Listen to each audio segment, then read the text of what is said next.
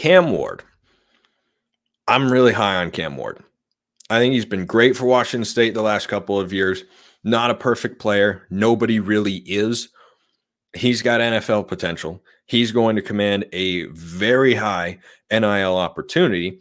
And there have been rumblings that he could go to Miami. So I think that Cam Ward should be a highly coveted transfer and that he is capable of going to a team and helping them compete for a college football playoff. He's capable of going to the right team and competing for a national championship. He can make big-time, high-level throws. Sometimes he tries to do too much. Yes, 100%. I saw a crystal ball rumor, whatever you want to call it, that he could go to Miami and Mario Cristobal. I think that would be a mistake. If I were Cam Ward, looking at the landscape of college football, open quarterback jobs where I'd want to go and best give myself the chance to maximize my abilities and therefore NFL potential and win at a high level in 2024, I would want to go to Ohio State. No questions asked. No matter what happens in that receiver room, Julian Fleming's in the portal. Maybe he comes back. Maybe he doesn't. I don't know. Marvin Harrison, NFL, big NIL package. Maybe he comes back. I don't know. When was the last time Ohio State didn't have above average wide receivers? Last time I checked, they are known as wide receiver U. So that's the first thing. That is the first reason of several that I'm about to list why Ohio State should be Cam Ward's top option and where I would be looking if I were him. The second reason is Ryan Day. Ryan Day is a really good offensive mind. And I know that right now he takes heat from Ohio State fans because he's lost to Michigan 3 years in a row. Newsflash, Jim Harbaugh, very good. Sorry to break it to you. All sorts of scandal with Jim Harbaugh and whatnot right now. I get it. You might not like him. He's a little dorky. He's a really good football coach. He's really, really good. And Ryan Day is really, really good. This is the same guy, Ryan Day, who recruited, developed, and developed even more CJ Stroud. That guy looks pretty darn good. By the way, that CJ Stroud team a year ago took the eventual national champions to the point where they had a field goal. It was a 50-yarder, but if he makes it, Ohio State goes and gets to beat up on TCU. Instead, Georgia got to do it. I know that he's come up short in several key big games. He keeps getting there time and time again. Ryan Day is a really good football coach. He hasn't won the big one yet, but guess what? He's coached in a national championship game. He's been in the college football playoff, and yeah, Michigan's rolling right now. But guess what? He's a really good coach, and he's a really good offensive coach. And the system he runs consistently allows quarterbacks to succeed. Ever since he took over as head coach of Ohio State, their quarterbacks have been productive. That is until this year. Kyle McCord, I haven't checked his numbers. He was not that impressive. Cam Ward, I think, has got more upside than Kyle McCord, and he's got more experience than Kyle McCord. And if McCord had stayed at Ohio State, by the way, I'm not so sure he couldn't have turned into a really good quarterback. CJ Stroud was a lot better by the time he left than when the time he first arrived to Columbus. There's no doubt about that. So you've got a head coach who's got an offensive background, who's got a great reputation with quarterbacks, and who wins a lot of football games year in and year out. That's reason number two. Reason number three, at Washington State, something that ultimately did them in this year is that they did not have enough talent top to bottom to compete with a really good and deep Pac-12. You're not going to have that problem at Ohio State.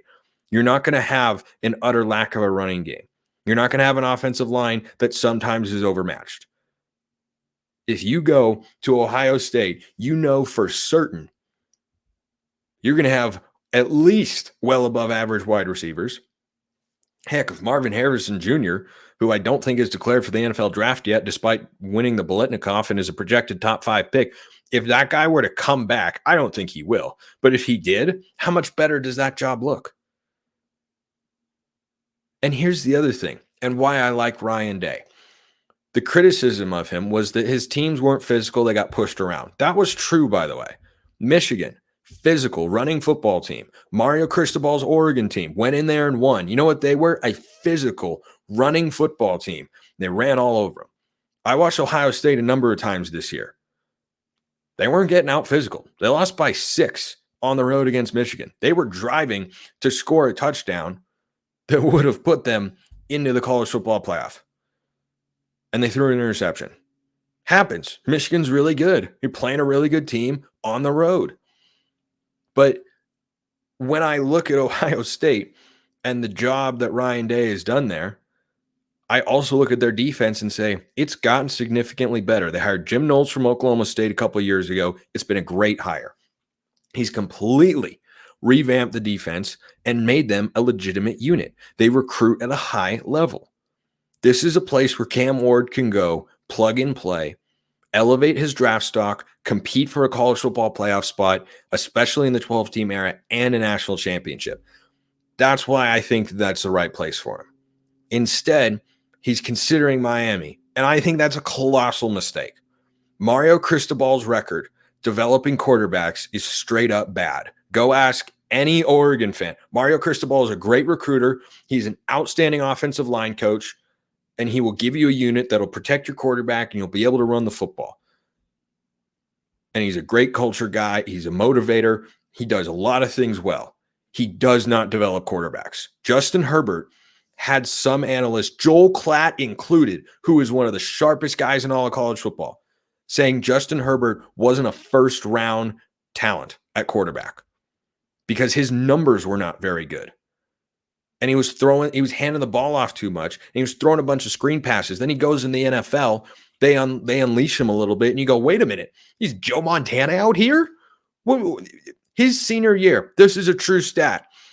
Justin Herbert's senior year, with Mario Cristobal as his head coach, Oregon did win the Pac-12 championship and a Rose Bowl, by the way, against Wisconsin. However, Justin Herbert threw almost 1 in every 4 passes at or behind the line of scrimmage.